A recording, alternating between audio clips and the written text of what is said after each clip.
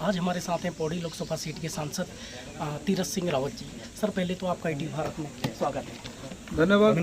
प्रवासियों का जैसे उत्तराखंड में लगातार आना जारी है और बसों के जरिए भी उन्हें लाया जा रहा है, लेकिन बस उतनी ज़्यादा नहीं है। उसके चलते सर बहुत सारे लोग अपना संसाधनों का जैसे कार वगैरह हायर करके भी यहाँ पर पहुँच रहे हैं। 8,000, 10,000, 15,000 रुपये देकर यहाँ पहुँच रहे हैं। लेकिन बहुत सारे प्रवासी ऐसे भी हैं जो पैसे देने में असमर्थ हैं और वो अभी भी फंसे हुए हैं, तो उनको लेकर क्या किया जा रहा है सर? देखिए, सौभाग्य और प्रवासियों को हम लाना चाहते हैं, स्वागत है उनका, क्योंकि वो अपना घर लौट रहे हैं, कहीं और अन्यत्र नहीं जा रहे हैं। और जो लोग साधन विहीन हैं उनके लिए जगह जगह स्टेटों में गाड़ियां जा रही हैं, ट्रेनें भी लगाई गई हैं। इतना ज़रूर है कि जब तक वो स्टेट जिस स्टेट से वो चलेंगे वहाँ का स्टेट परमिशन नहीं देगा, वहाँ का नोडल अधिकारी ओके नहीं करेगा, दोनों स्टेटों का नोडल अधिकारी ओके करने के बाद ही गाड़ियाँ चलेंगी। जहाँ जहाँ से अनुमति हुई, जिन स्टेटों से, उन स्टेटों में ट्रेनें लगी, गाड़ियाँ लगी। जहाँ अभी अनुमति नहीं मिली है तो वहाँ अभी नहीं गई हैं, और आने वाले समय में धीरे धीरे करके वहाँ भी गाड़ियाँ जाएंगी, ट्रेनें जाएंगी, सबको लाया जाएगा। बाकी जो अपने साधन से आ रहे हैं, जिनके पास है, कोई दिक्कत नहीं, लेकिन हाँ, उनको लॉकडाउन करना पड़ेगा, उनको क्वारंटीन में रहना पड़ेगा, 14 दिन होम क्वारंटीन में रहना पड़ेगा, चेक करने के बाद, और पूरी तरह डॉक्टर जो बताएगा उसको उसी अनुरूप उसका पालन करना पड़ेगा। एक सवाल और है, रामनगर संयुक्त चिकित्सालय है जो रामनगर के कई वर्ग लोग हैं, जैसे सरकारी हो या फिर रामनगर के नगरवासी हो, उनको कहीं ना कहीं सर उम्मीद थी कि जो ये रामनगर संयुक्त चिकित्सालय है इसको डिस्ट्रिक्ट हॉस्पिटल बनाया जाएगा या बेस हॉस्पिटल बनाया जाएगा, पर इसका उच्चीकरण करने के बजाय सरकार ने इसको निजी हाथों में दे दिया। सर ऐसा क्यों ज़रूरत पड़ी कि इसको निजी हाथों में दे दिया? किस इंटरेस्ट पे इसको निजी हाथों में दिया गया सर? देखिए, ये डिस्ट्रिक्ट हॉस्पिटल तो नहीं बन सकता क्योंकि डिस्ट्रिक्ट नहीं है, और आपका मुझे लगता है ये अभी जाके मालूम होगा जब बैठक लूँगा, PHC है या CHC है, क्या है ये, कौन से उसमें आता है। PP मोड पे बहुत सारे हॉस्पिटल दिए गए हैं, PP मोड पे सुविधाएं आदि ये सोच करके, और जब उसमें आएगा तो काफ़ी सुविधाएं उसमें अन्यत्र भी होंगी।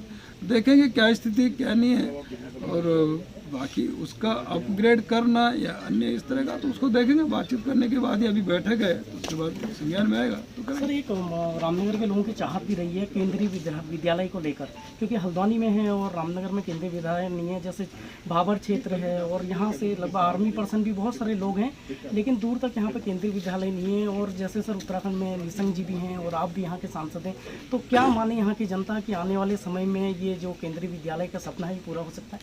निश्चित उम्मीद रखनी चाहिए। मैंने एजुकेशन की हालत ठीक हो इस दिशा में, और संसद के अंदर भी मैंने बोला था कि उत्तराखंड में अंदर शिक्षा, प्राथमिक पाठशाला और ये बुनियाद हमारी ठीक हो, इसके लिए हर ब्लॉक में एक एक स्कूल या शहरों में देना जरूरी है। हाउस के अंदर है और विषय आया है, माननीय मानव संसाधन मंत्री के सामने भी, भारत सरकार के सामने विषय है। ये जहां मानक पूरे करेंगे उन स्थानों पे विद्यालय होगा। रामनगर भी मेरी प्राथमिकता में है। निश्चित है कि यहाँ उस ओर हम बढ़ेंगे, चलेंगे, जमीन आदि जहाँ भी ढूंढ करेंगे उसके बाद ये आगे बढ़ेंगे हम लोग। सर विपक्ष लगातार आरोप लगा रहा है कि जो प्रदेश के मुख्यमंत्री हैं वो निर्णय लेने में सक्षम नहीं है।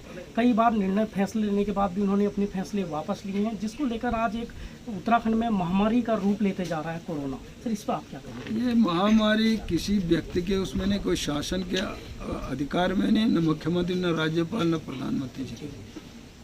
ये एक वायरस है और ये मालूम है कि ये कोई यहाँ से नहीं तो बाहर पूरे विश्व के अंदर इसके लिए परेशान है। मैंने कहा जैसे अन्य देश, हमारे यहाँ तब भी राहत है, अन्य देशों में तो हालत क्या है अब देख रहे हैं। मैंने अमेरिका कहा कि 30-40 करोड़ आबादी का देश, आज 1 लाख से ऊपर मौत, और इटली के अंदर 15-20 करोड़ का आबादी का देश, तो वहाँ क्या हालत है।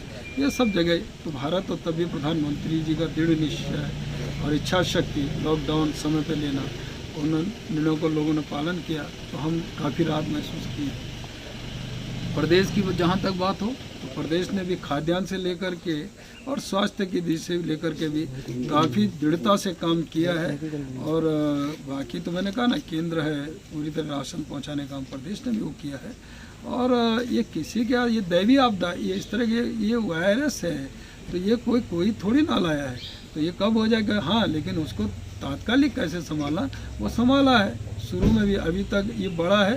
तो अब ये जो प्रवासी लोग हमारे बंधु आ रहे हैं, भाई आ रहे हैं, बहनें आ रहे हैं, उसके कारण उनकी भी गलती नहीं है, वो उन प्रदेशों स्टेटों से आ रहे हैं जहाँ बड़ी स्थिति खराब है, तो ये उनका भी नहीं है दोष, तो हम नहीं कह सकते। लेकिन आया है, अब उसको कैसे सुधारने का काम हो रहा है, करेंगे।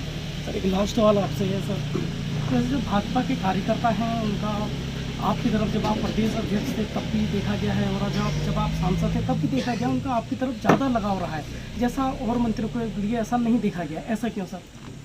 देखिए, मैं तो इतना ज़रूर कहूँ कि मुझे मेरे राष्ट्रीय नेतृत्व ने जो जब जिम्मेदारियां दी हैं, मैंने उसको बखूबी निभाने का काम किया, इतना ही मेरा दायित्व। उस दायित्व को ठीक से निभा सकूं और एक कार्यकर्ता की तरह, एक सिपाही की तरह वो मैंने किया शुरू से ही, नीचे से जब से भी मैं रहा हूँ। और ऊपर की कृपा है कि मैं एक नीचे से लेकर यहाँ तक पहुँचा हूँ। हर पद मैं सुशोभित हुआ हूँ, कोई ऐसा पद नहीं रहा जो मैंने नहीं दिया हो, न मुझे मिला हो। और प्रतिनिधि के रूप में मैंने उत्तर प्रदेश से लेकर के, उत्तराखंड से लेकर यहाँ तक पहुँचा हूँ, तो ऊपर की कृपा है। केंद्रीय नेतृत्व जब जो जिम्मेदारी देती है उसको बखूबी निभाता हूँ, इतना ही है, और उसको मैं ठीक से निभा सकूँ। हाँ, इतना ज़रूर है कि जनता और मेरा कार्यकर्ता वो मेरी प्राथमिकता है। अभी मैं जा रहा हूँ जगह जगह, तो लोगों ने लॉकडाउन, तो मैंने कहा हम लॉकडाउन, तो जो मेरा कार्यकर्ता एक मोदी रसोई चला रहा है, किचन चला रहा है, तो उसके लिए लॉकडाउन नहीं है क्या? एक आपका सिपाही फोर्स का और डॉक्टर और खाद्यान्न और स्वच्छता वाले रात दिन जनता की सेवा कर रहे हैं, क्या वो भी तो कर रहे हैं? तो हम भी बीच में जाएं तो मेरा धर्म है, मेरा कर्तव्य है। हाँ, इतना ज़रूर है कि मुझे भी लॉकडाउन का पालन करना है। जब 1 बजे तक था तो मैं 1 बजे बैठके बंद करता, सबको कहता अपना घर जाओ। 4 बजे हो गया तो 4 बजे के बाद भी मैं फिर उसके बाद बंद कर दी, ये मेरा नियम है। लेकिन जनता, हम औरों को कहें कि तुम किचन चलाओ, तुम भागो, तुम सेवा करो, तो हम क्यों नहीं भैया? तो हमको तो सुविधाएं काय के लिए, तो इसलिए निकलना चाहिए। मैं तो औरों को भी कहता हूँ, जो भी जनप्रतिनिधि हो, तो उनको लॉकडाउन का पालन करते हुए जाना चाहिए। तो अभी हमारे साथ ये बड़ी लोकसभा सीट के सांसद तीरथ सिंह रावत जी, जो आज अधिकारियों के साथ समीक्षा बैठक करने के लिए, कोविड-19 को लेकर समीक्षा बैठक करने के लिए 1 दिवसीय दौरे पर रामनगर पहुंचे। रामनगर से ईटीवी भारत के लिए कैलाश सुयाल की